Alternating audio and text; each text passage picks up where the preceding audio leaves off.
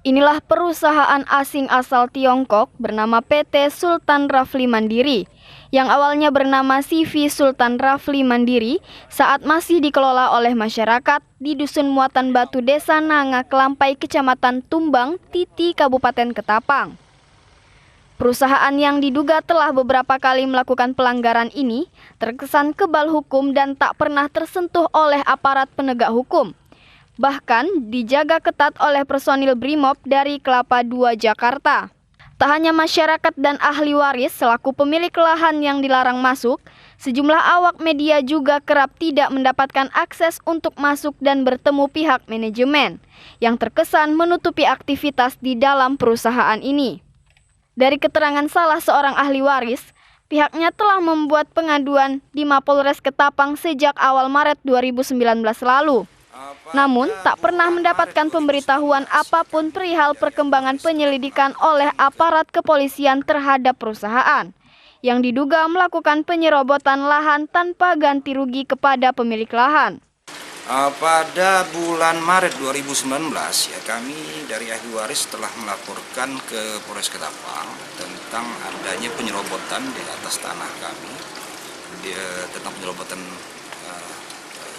perusakan di lahan hak milik kami yang bersertifikat nomor 561. Nah, tetapi sampai saat ini, sampai adanya keputusan sidang ini, belum ada tindak lanjut dari tentang pengaduan kami ke Polres Ketapang.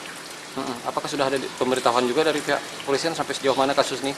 Sampai hari ini belum. Pihak ahli waris meminta aparat kepolisian agar dapat segera menindak tegas pelanggaran yang dilakukan oleh perusahaan yang terkesan lamban dalam menegakkan hukum dalam membela kepentingan rakyat.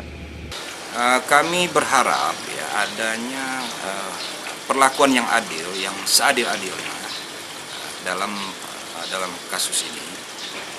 Khususnya seperti ini contohnya, para pelaku perusakan itu sudah divonis oleh majelis hakim, dan kita juga berharap perusahaan yang telah merampas hak-hak kami sebagai pemilik lahan dan sekaligus pemilik perusahaan awal itu diberlakukan secara adil. Jadi kalau seandainya memang Muhammad Pamerlubis ini telah berbuat yang sangat-sangat merugikan kami, kita minta ditindak dan diberikan sanksi yang seadil-adilnya juga. Melalui sambungan telepon, Kapolres Ketapang menegaskan bahwa proses penyelidikan masih dilakukan oleh petugas di lapangan untuk mengumpulkan alat bukti yang memang membutuhkan waktu. Dari Ketapang, Yulizar memberitakan.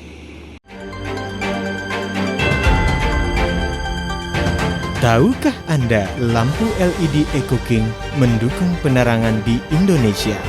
Selain itu, dapat menerangkan ruangan Anda secara maksimal.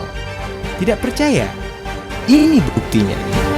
Ada kabar baru saudara sekalian. Sekarang saatnya kita ganti lampu dengan LED dari Eco King saudara. Tetap hidup walau lampu mati. Lampunya hemat listrik sampai 90% saudara. Cahayanya terang, tidak bergaris-garis dan tidak buat mata sakit saudara. Ada logo SNI-nya. Kini saatnya kita pakai lampu pintar LED Eco King saudara. Ingat LED, ingat Eco King.